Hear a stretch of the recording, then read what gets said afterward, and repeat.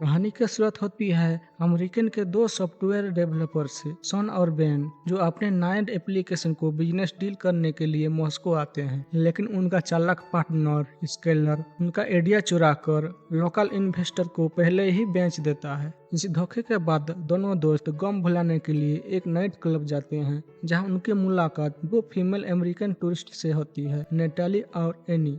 ये सभी लोग अभी नाइट क्लब में पार्टी कर ही रहे होते हैं और आपस में खुल मिल रहे होते हैं कि अचानक पूरे बिल्डिंग के और पूरे मॉस्को शहर की इलेक्ट्रिक पूरी तरह से कट जाती है, जिससे हर तरफ अंधेरा छा जाता है। जब क्लब के अंदर मौजूद सभी लोग परेशान होकर बाहर आते हैं तो उन्हें आसमान में अजीब तरह के चमकती हुई रोशनी और आग के गोले जैसे आकृतियां नीचे गिरती हुई दिखाई देता है। जब एक पुलिस वाला उस रोशनी को छूता है तो वो पल भर में राख बन जाता है। ये देखकर अफरा तफरी मच जाती है और सभी को एहसास होता है कि ये एलियन हमला है। सबसे बड़ा खौफनाक ये है कि ये एलियन पूरी तरह से अदृश्य है और इंसानों की बायोलॉजिकल एनर्जी को सोख कर उन्हें डिसइंटीग्रेट कर देता है।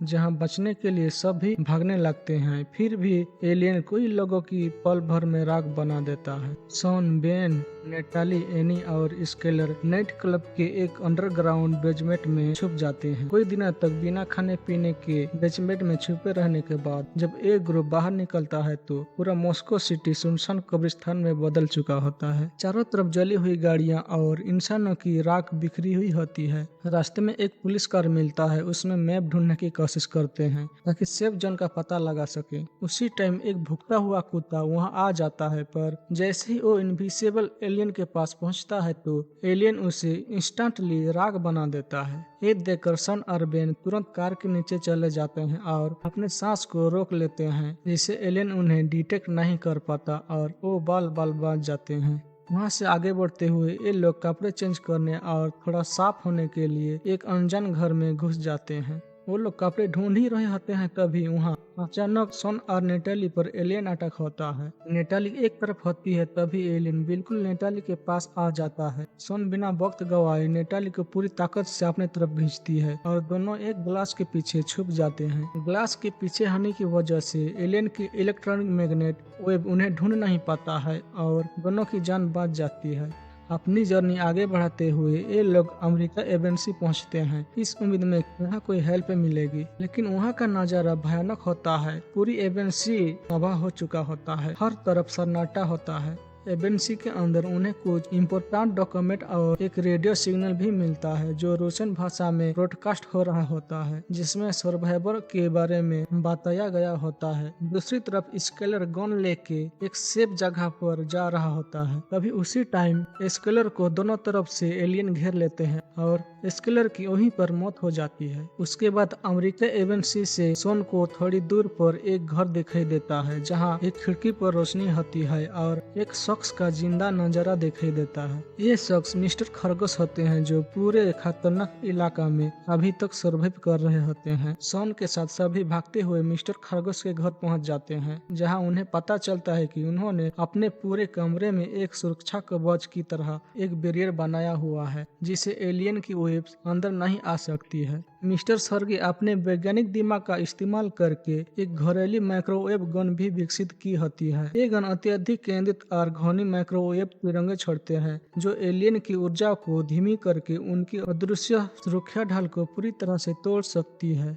वहाँ उन्हें निकी नाम की एक लड़की भी मिलती है, जो पहले से वहाँ छुपी हुई थी। कुछ देर बाद जब निकी और एनी खाना और सप्लाई लेने के लिए बाहर निकलते हैं, तभी एक एलियन ने उन पर हमला कर देता है। डर के मारे निकी दूसरी तरफ भाग जाती है, जबकि एनी किसी तरह जान बचाकर वहां से भागते हुए मिस्टर खरगोश के रूम में पहुंच जाती है। लेकिन पैनिक में वो दरवाजे को अच्छे से बंद नहीं कर पाती है, जिससे एलियन के एनर्जी अंदर तक पहुंच जाती है और एनी की वहीं पर दर्दनाक मौत हो जाती है। लेकिन अपने सामने ये भयानक मंजरा देखते हुए मिस्टर खरगोश अपनी बनाई हुई इलेक्ट्रिक माइक्रोवेव गन उठाते हैं और उस एलियन पर फायरिंग कर देते हैं। लेकिन वो गन सिर्फ एक ही बार चल पाती है और दूसरा शूट फायरिंग करने से पहले एलियन उन पर पलटवार करके मिस्टर खरगोश को मार देता है।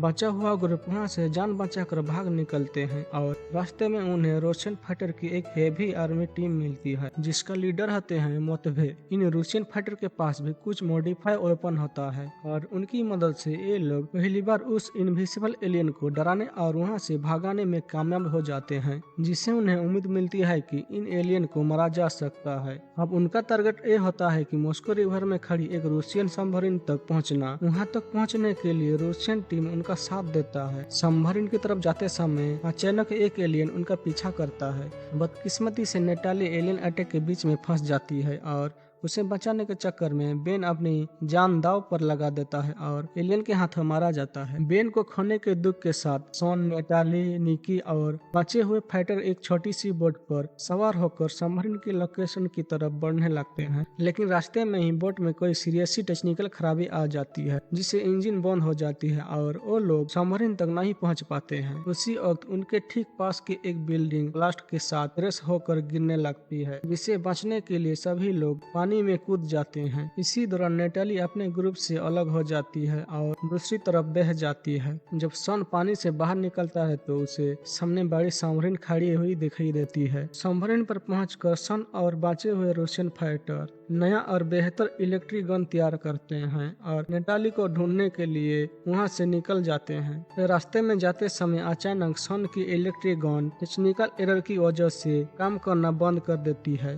ठीक उसी वक्त रास्ते में खड़ी गाड़ियां की लाइट और उनकी मोबाइल अचानक ब्लिंक करने लगते हैं, जिसे उन्हें इशारा मिल जाता है कि उनकी तरफ एक बहुत बड़ा एलियन बढ़ रहा है। वो एलियन जैसे ही सन के ऊपर अटैक करने के लिए आगे बढ़ता है तब बाकी सभी फाइटर उस पर कवर फायरिंग शुरू कर देते हैं। उसी बीच सन बड़ी मुश्किल से अपने इलेक्ट्रिक गन ठीक कर लेता है और सही मौके पर एलियन पर डायरेक्ट इलेक्ट्रिक फायरिंग कर देता है और एलियन मारा जाता है। उसके बाद सन नेटाली को ढूंढने के लिए एक तरफ चला जाता है। नेटाली एक बस में छुपी हुई थी और उस पर एलियन अटैक करने ही वाला होते हैं। तभी सन सही समय पर पहुंचकर एलियन को मार गिराता है। दूसरी तरफ रूसियन फाइटर पानी की मदद से एलियन की इनविजिबल बॉडी को टारगेट करते हैं और उन्हें कस्टमाइज इलेक्ट्रिक गन से एक एक करके मार गिराते हैं। फाइनल बटल के बाद सन नेटाली को सही सलामत बचा लेती है और रूसियन फाइटर उन्हें अलविदा कहकर मॉस्को में ही रुक जाते हैं ताकि अपने शहर को पूरी तरह से आजाद कर सकें, जबकि सन, नेटाली और निकी सवार होकर अमेरिकन शहर की तरफ निकल पड़ते हैं। जैसे ही सबमरीन आगे बढ़ती है उन्हें रेडियो सिग्नल के माध्यम से पूरी दुनिया में लोगों ने इन एलियन के खिलाफ जंग शुरू कर दी है और इंसानियत अब आपस लड़ रही है। इसी के साथ एक कहानी खत्म होती है।